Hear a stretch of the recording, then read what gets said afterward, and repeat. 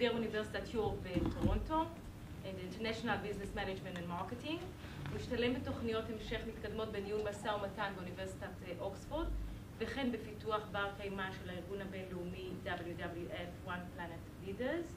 יש לו ניסיון בייעוץ ושיווק בינלאומי, ומאז שנת 2003 הוא בתחום העצים, ונמנה עם חברה שהיא מחלוצות פיתוח התוכניות של המטעים עבור משקיעים בינלאומיים. מאז 2006 הוא באקו-פורסט, והוא בתפקיד ה-COO, מה שנקרא Chief Operational Officer של החברה, והוא היועץ הבכיר שלה.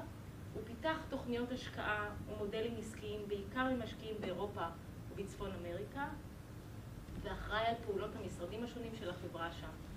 יש לו ידע רב בתחום ההשקעות הירוקות בעצים, והיכרות מעמיקה עם האזור של אמריקה הלטינית. מייקל ירצה בכנסים רבים של השקעות בתחום העצים שנערכו בברצלונה, בניו יורק, בטורונטו, בליון, סן פרנסיסקו, וזו רשימה חלקית. בנוסף הוא עבד בשיתוף עם מקנזי בפיתוח ומחקר בתחום היערנות עם אוניברסיטת הונדורס, במגמה לטעת שם זנים חדשים של עצים טרופיים. Please. Shalom. This is the only word I know in Hebrew, so I will continue my presentation now in English. Thank you very much for attending this presentation today. My name is Michael Ackerman. I'm the COO of EcoForests. We're a forestry investment management company. We have forestry plantations in Latin America, which we manage on behalf of our retail, private, and institutional investors worldwide. Before I go ahead and I give an introduction about our company, opportunity for you guys, we're going to just give a brief introduction of what the forestry industry is today and why we believe the forestry industry is a near perfect asset class. First of all, this is a 2010 map from World Resources Institute that shows the current state of the world's forest. As you can appreciate, 47% of the world's forests are no longer there. 32% are working forests. What means working forests? It means that they have been allocated to companies that will be harvesting them or are currently harvesting them for production of the wood industry. That leaves us with only 21% intact. 21% that is remained as a reserve in certain areas in the world. And this is the very current state as of 2010. Now, Friends of the Earth have calculated that for 2010, the sustainable supply of timber has already been surpassed by the demand. That means that the demand that was of 2010 was already above the sustainable supply. That means that to provide the supply in 2010, the harvesting of the timber was already done unsustainable. Sustainable practices have to be done in timber to assure that harvesting is being done in a proper accordance. Wood consumption is increasing at 2.8% per annum. One of the things to take in consideration, since 1950 to 2010, the demand of timber has grown parallel to population growth. And this is one of the statistics that we have to take in consideration. Population continues towards the demand for timber. However, the supply continues to decrease. Some of the driving forces of the demand for timber for the next 20 to 30 years are the following. As we said, population growth. Population continues to grow. Statistics have shown that population will continue to grow, so does the demand for timber. In addition to that, wood is a renewable resource. Various energy sources have been used today. For example, nuclear energy. But nuclear energy nowadays, after what has happened in the last month, we're not sure if it will be a resource for energy. Wood is a natural resource that can be used for production of energy, and that's one of the uses that wood will be having in the future. In addition to that, we have the economic development, the emerging markets of China and India.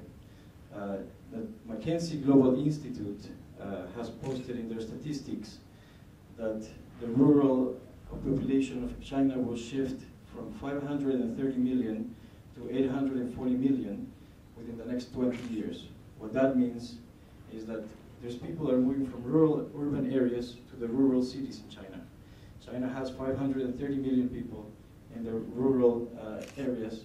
Is expected to have 845 million in the next 20 years. What that translates is basically the construction and the building of 40 cities the size of New York City in the next 20 years. For the building of these, we obviously need a lot of wood. In addition to that, we have India. The McKinsey Global Institute study has shown that the demand in India, because of the emerging market, because of people moving to the cities as well, it will be from 700 million to 900 million square cubic meters of residential and commercial space. This is a demand that India will have every year for the next 20 years consecutively. This is also construction, building that requires wood. The demand already, as of today, of timber has surpassed the sustainable harvesting. We're already not harvesting sustainably to be able to meet demand. If we look at the future of the next 20 or 30 years, when China will have 40 cities the size of New York City, when India will have 900 million square cubic meters of area developed every single year, where is the supply of timber going to come from? How are we going to provide the demand of timber? Are we going to harvest our natural reserves of forest, or are we going to provide a new source of timber for this demand? In addition to that, as the time passes, there's more environmental legislation. We're understanding a little bit more that we need to protect our forests. Last year in Canada, it was the biggest forest protection agreement done by the Association of Foresters of Canada. They made an agreement to protect 72 million hectares of forest. This is in terms about four times the size of Germany. This is the biggest forest protection agreement. With legislation and environmental issues changing in the market, that means that more areas of the natural forest are being protected. More areas are going to be protected worldwide, and that reduces the supply of timber that already is less than the current supply.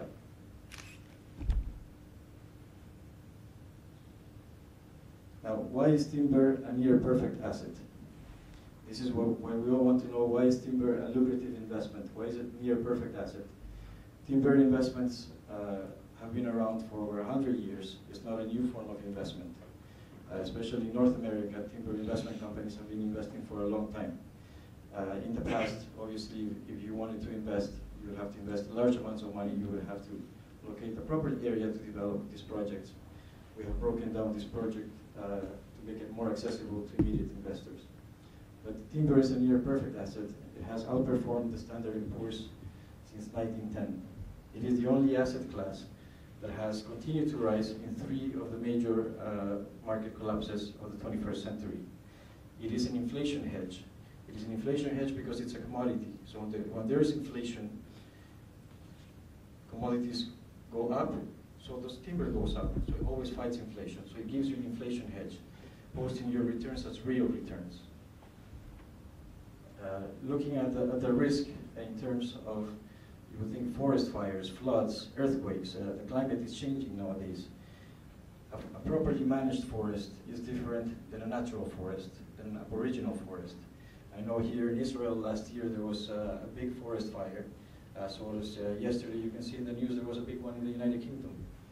But there's a difference between a natural forest and a properly managed forest. Over $125 billion of invested in forest management in the United States. The risk that presents from storms, floods, or earthquakes, or insects is less than 1% on a study shown under $125 billion of forest being managed. Now, in addition to that, one of the most important things, and that no other asset class will ever offer, is the biological hedge. Timber grows naturally, and so does the investment. 65 to 75% of the investment in timber is realized by the natural growth. Fortunately,